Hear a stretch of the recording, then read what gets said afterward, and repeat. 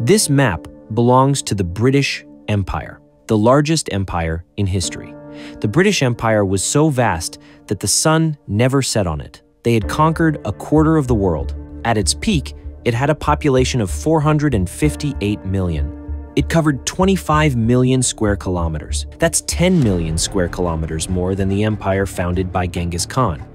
But no matter how magnificent an empire may be, everything has an end. The British Empire was like a candle slowly melting away.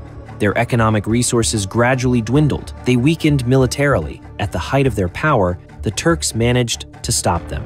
Ataturk had shown the world that the British Empire was invincible. The real turning point for the empire was India's independence. India was the most valuable jewel in the empire's crown. Once that jewel was lost, these borders began to slip away one by one. That's how the United Kingdom looks today. That vast empire has become the world's 80th largest country. But that's actually a mistake. Maps don't always show you everything clearly.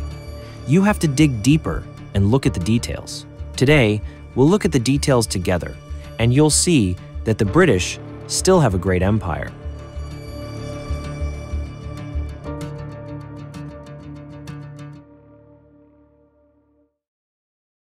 First, let's talk about what an empire is. What do we call an empire? An empire is a large political structure governed from a single center, comprising different peoples and cultures, and establishing political, economic, and military dominance over these peoples. Let's pause here. So why don't we call Russia an empire? Because it fits the definition. It is governed from Moscow. It has different cultures and different peoples. Dagestan is also in Siberia, Russia. It has political, economic, and military dominance in all regions. Everything in the definition of an empire fits Russia perfectly. So why aren't they an empire? Actually, the answer is very simple. Because they don't have an emperor. Even though Vladimir Putin is one of the most powerful politicians in the world, one day he will leave that seat.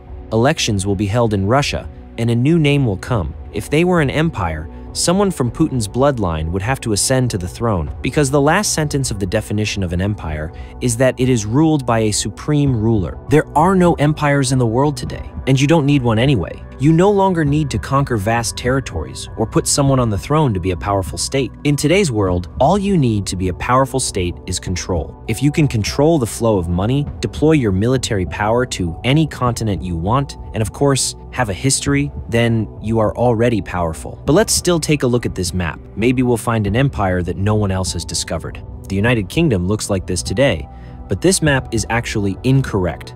This is the correct map. The United Kingdom has 14 more territories spread across the world.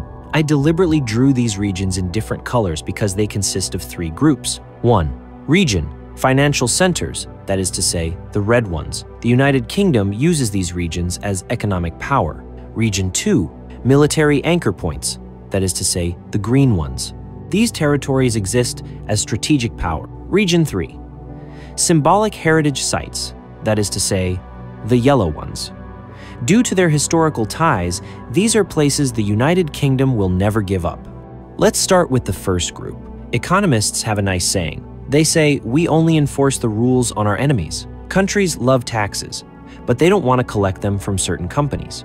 These small islands in the Caribbean are used exactly for this purpose.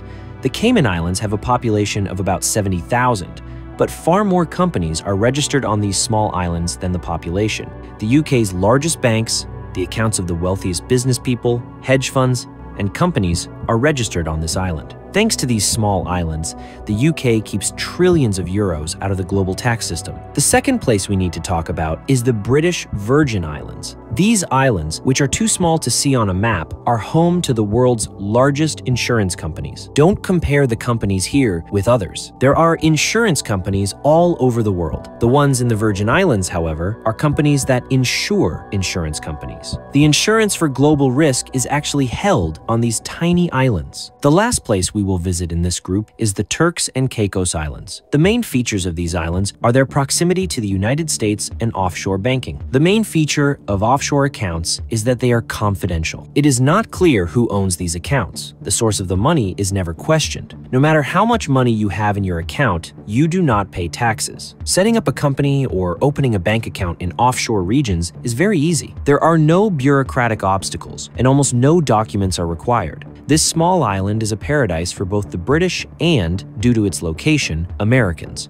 You can hide your name and store as much money as you want on this island. Moreover, your money is safe. Since the British legal system applies on the island, all your money is guaranteed. Now, let's move on to the second group, the military anchor points marked in green. The most important of these is undoubtedly Gibraltar. This small piece of land is the gateway to the Mediterranean. It can block all trade traveling from the Suez Canal to Europe. There has been tension between Spain and the UK for years, but for now, the UK is winning. The second region is the British Indian Ocean Territory. It looks like there's nothing there on the map, but there is. A military base. Its name is Diego Garcia. This military base is run by the United States. It is the central hub for all US air operations in the Middle East, Africa, and even Asia. You might wonder why the UK is involved if the base belongs to the US, because the territory belongs to the British. US soldiers are tenants here. The UK even granted citizenship to the local population on the island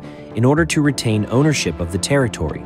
The third and most important place is Cyprus. Although everyone thinks Cyprus is divided into two, it is actually divided into three. After Cyprus gained independence, the UK did not relinquish its territories here. The two areas I have marked belong to the UK. These regions are not part of the European Union. British law applies here. Even if the two sides were to reunite one day, these territories would remain British.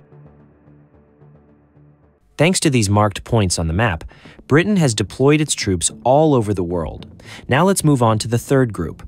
The areas marked in yellow are symbolic legacies. I believe these are the most important pieces of land, because they show that the British Empire has not actually disintegrated.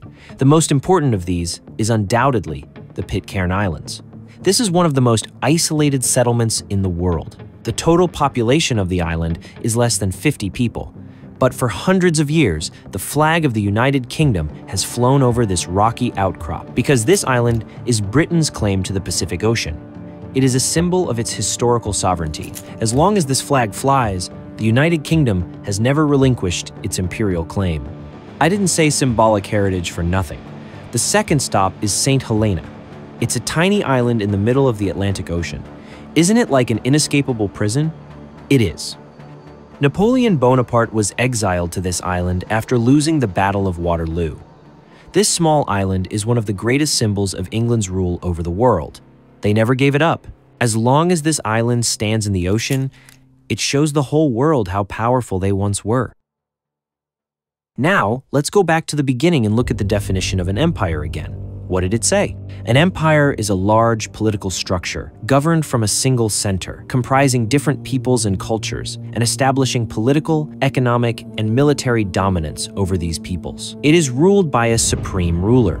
The United Kingdom fits this description perfectly. Even the last sentence. At the top of those 14 territories, a king's crown shines brighter than the government in London. All of these territories are ruled by a single family descended from the same lineage. The monarchy was never abolished in England. The most powerful figure in the United Kingdom is still the king. That is precisely why the world's 80th largest country still has an empire.